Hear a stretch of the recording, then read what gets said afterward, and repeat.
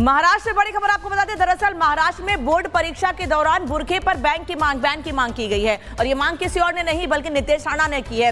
वो ये कह रहे हैं कि बोर्ड परीक्षा देते जाते वक्त जो छात्राएं परीक्षा देने जा रही हैं उनके लिए समान नियम होने चाहिए, बुर्के पर बैन होना चाहिए, कोई भी छात्रा बोर्ड परीक्षा के दौरान बुर्का पहनकर ना जाए। नितेश राणा ये नहीं मांग की है, वो ये कह रहे हैं कि ये सुनिश्चित किया जाए प्रशासन की ओर से कि महाराष्ट्र में परीक्षा के दौरान कोई भी छात्रा बुर्का पहनकर परीक्षा देने के लिए ना जाए। नितेश राणा ने शिक्षा मंत्री को इसको लेकर पत्र भी लिखा है और ये मांग की गई है।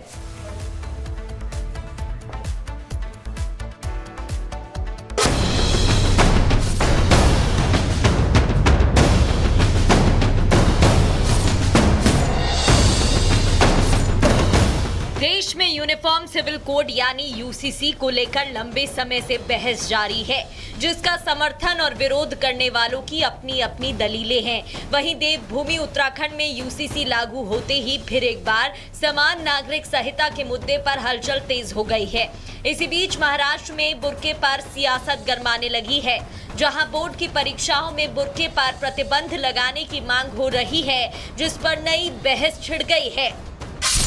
महाराष्ट्र में बुर्के पर सियासी तकरार, समानता की बात, नई बहस की शुरुआत।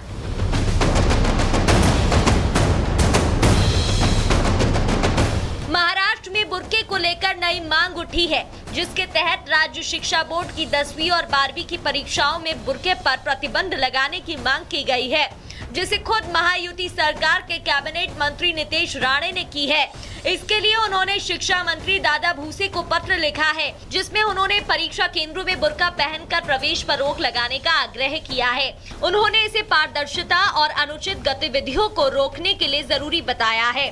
उनके मुताबिक परीक्षा केंद्र में बुर्का पहनने से नकल और सुरक्षा संबंधी चिंताएं पैदा हो सकती है। साथ ही नितेश राणे ने महिला पुलिस कर्मियों या शिक्षकों को निरीक्षण के लिए नियुक्ति करने के भी सुझाव दिए। महाराष्ट्र में 11 फरवरी से 12वीं और 21 फरवरी से 10वीं की परीक्षाओं में बुर्के पर रोक लगाने की मांग पर नितेश राणे का कहना है कि यह सरकार तुष्टीकरण की राजनीति बर्दाश्त नहीं करेगी, जहां सभी छात्रों पर समान रूप से नियम लागू होने चाहिए। क्योंकि हमारी सरकार जो हिंदुत्ववादी विचार की सरकार है, हम कोई भी तुष्टीकरण की राजनीति सहन करेंगे नहीं और करने देंगे भी नहीं। जो रूल अन्य हिंदू धर्म के हमारे छात्रों को लगता है वही नियम या रूल ये मुस्लिम धर्मों के भी छात्रों को लगना चाहिए।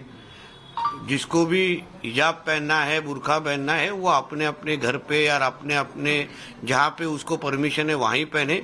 जिधर एग्जाम देने का वक्त आया, जब छात्र बन के वहाँ आए और अन्य छात्रों जैसे बैठ के अपनी परीक्षा या अपनी एग्जाम दे दे। इनको कुछ बुर्का पहन के अगर इनको परीक्षा देनी ही है तो चले जाए पाकिस्तान और बांग्लादेश में, हमको कोई प्रॉब्लम नहीं।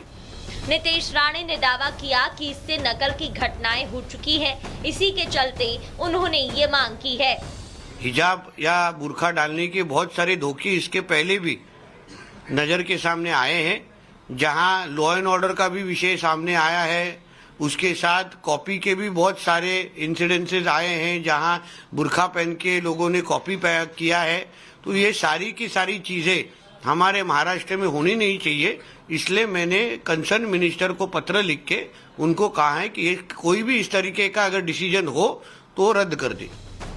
बुर्के पर नितेश राणे की इस मांग पर सियासत भी होने लगी है, जिस पर विपक्ष ने जवाब दिया है। बुर्का ऐसा है कि वहाँ बुर्का जो पहन के जो लड़की जाती है वही जाती है, दूसरी वे जाने का सवाल ही नहीं। उसका मुंह देख सकते हैं, कोई अगर शक आई तो मुंह देख सकते हैं। इसलिए बुर्का हटाने की कोई ज़रूरत है ऐसा नहीं। कुछ औरतें हिंदुओं में घूंघट लेते हैं, तो ऐसा उनकी हर प्रथा है, प्रथा के मुताबिक मजहब के मुताबिक लोग करते हैं। होड़ लगी है कि कितना जहर उगल सकूं, कितनी दुर्भावना फैला सकूं। महाराष्ट्र में बीड़ा उठा लिया नितेश राणे जी ने। अरे आप मंत्री बने हैं समरसता की बात करने के लिए, सबका साथ सबका विकास करने के लिए, लेकिन दुख होता है कि समानता कहीं पीछे छूट गई और आप उपद्रव को ही अपना हथियार बना लिए। महाराष्ट्र में बोर्ड परीक्षाओं में बुर्के पर प्रतिबंध लगाने की मांग पर सियासत शुरू हो गई है, जिस पर एक पक्ष समानता के पहलू पर जोर दे रहा है तो दूसरा इस मांग पर सवाल कर रहा है। ऐसे में देखना ये होगा कि इस मांग पर राज्य शिक्षा विभाग क्या फैसला लेता है। Bureau report, Republic Bharat. और सत्यप्रकाश हमारे साथ जुड़ गए हैं, उनके पास जाएंगे। सत्यप्रकाश, देखिए नीतीश राणे ने मांग भी की है, उनके बयान के बाद सियासी घमासान भी हो गया है। इस समय वहां से कैसी प्रतिक्रिया आ रही है, अगर आप लोगों से भी बात करें तो? देखिए, इसको लेकर राजनीति शुरू हो चुकी है। जिस तरह से बीजेपी के नेता और महाराष्ट्र के कैबिनेट मंत्री नीतीश राणे ने कल पत्र लिखकर, जो कि दादा भुसे स्कूली शिक्षा मंत्री है, उनको पत्र लिखा है और जो फरवरी में 10वीं और 12वीं का एग्जाम होने वाला है, उसमें जो छात्राएं आए वो बुर्का पहन के ना आए, उनके बुर्के पर पाबंदी लगाने के उन्होंने पत्र लिखा है।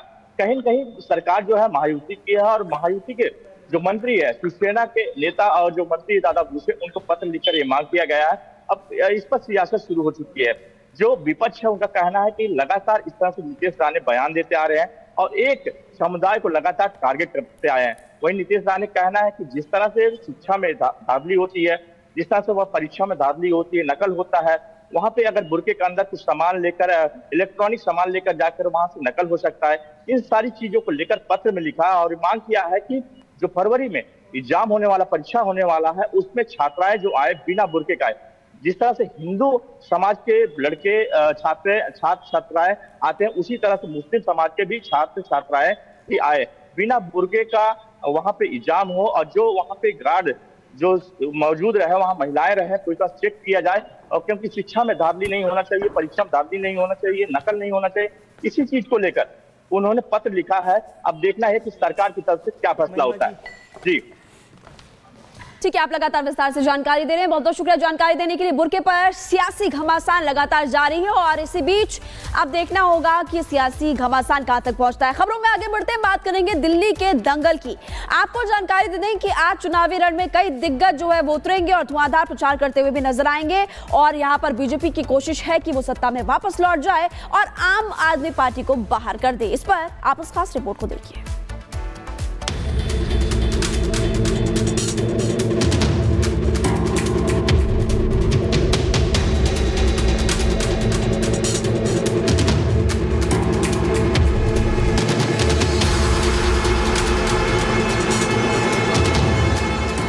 राजधानी दिल्ली का चुनाव प्रचार अपने चरम पर पहुंच गया है। ठीक 6 दिन बाद वोटिंग होने वाली है। ऐसे में चाहे बीजेपी हो या आम आदमी पार्टी या फिर कांग्रेस, सभी दलों के धुरंधर और दिग्गज प्रचार मैदान में नजर आ रहे हैं।